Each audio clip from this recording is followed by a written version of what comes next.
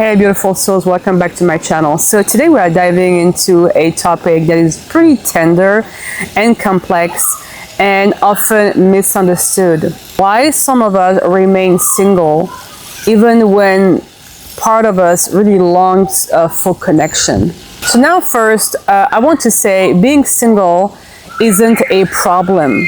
So for many, it's a conscious, empowered choice. But if you feel like something inside you really wants love, wants partnership, wants intimacy, and yet you keep ending up alone, or even you feel like you're pushing people away or attracting the same painful dynamics, then maybe there is something deeper going on here. So let's go there together.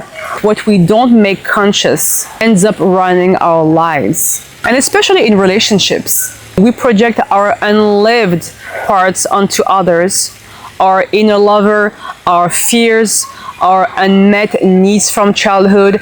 And if we haven't integrated the inner masculine or the inner feminine, we unconsciously search for it in a partner. But here's the catch.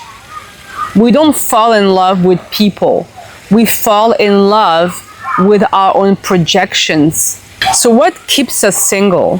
Sometimes it's that we are unconsciously choosing people who reflect our inner wounding, not our inner wholeness. And we can go a little bit deeper and look at love as a battlefield for the soul. So if we carry shame, body trauma, or some kind of fractured inner masculine dynamic or fractured inner feminine dynamic, we often fear being truly seen. We might crave intimacy, but when it shows up, it feels like it threatens our defenses. And many of us stay single because the psyche is protecting itself, the inner protector.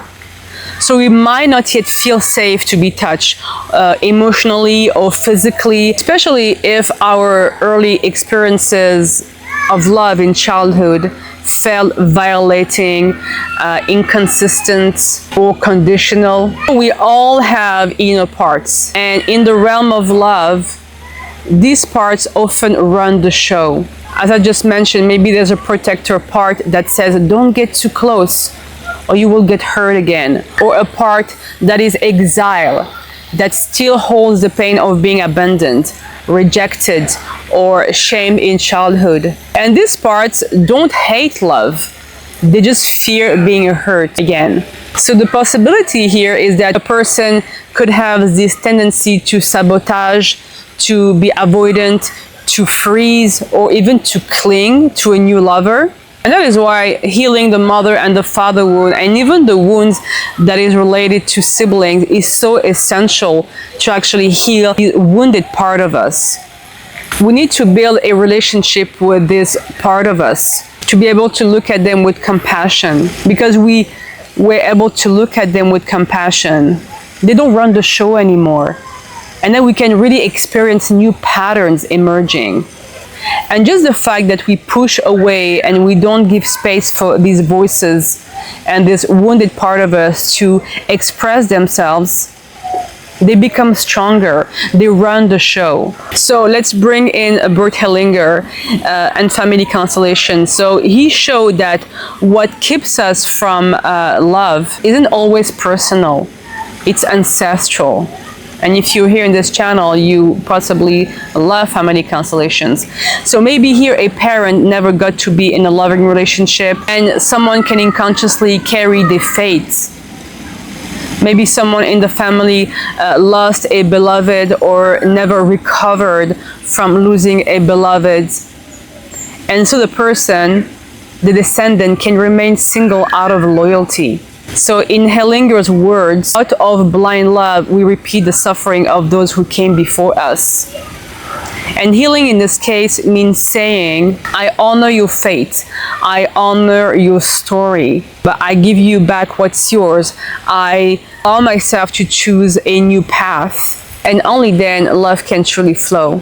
So in a nutshell, what keeps us single really? When we don't integrate the masculine or the feminine, the inner parts that are protecting us from pain, somatic memories of past relational trauma, also unconscious loyalty, to family suffering, to family trauma, to an ancestor, shame around being seen or known or touched, and fear of losing safety and control.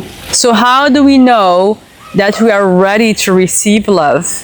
What we do, we stop chasing unavailable people. That's a big one. Then we stop feeling triggered by calm and kind attention. We just stop being cynical when someone shows love or kindness towards us. We are able to be alone without feeling lonely. We grieve past lovers and stop idealizing what could have been with that person. And we start to feel safer being ourselves. We don't need to perform anymore for love, to be seen by someone. And we stop needing love to fix us. Instead, we invite love in our life to help us grow. So if you're single and a part of you is aching for connection, there may be a very wise part of you still protecting your heart. And that's okay. Begin with compassion. Begin with acknowledging that this part of you needs space to express itself. Pushing it down gives this part such huge control over your love life. So it is very important to befriend those parts, to reclaim the projections, and to bless the family system through ancestral work. And you don't have to stay in this pattern forever. Once we shine light on those hidden places, love just doesn't feel like a threat anymore. It becomes a mirror, a sanctuary, and a path back home. You feel home with another person. You feel safe with another person. It doesn't mean it's perfection, but there is this beautiful dimension of growth, not suffering. And here's something beautiful to know in family constellations. All of this, the projections, the protective parts, the inherited burdens, the longing and the fear, can really be brought to light. These inner parts, as I said previously, must be given a voice. They can communicate with one another, with our ancestors, with a part of us that stayed behind.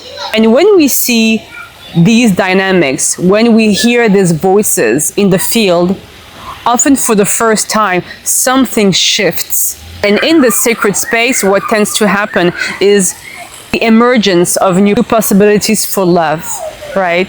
So thank you for being here with me, and until next time.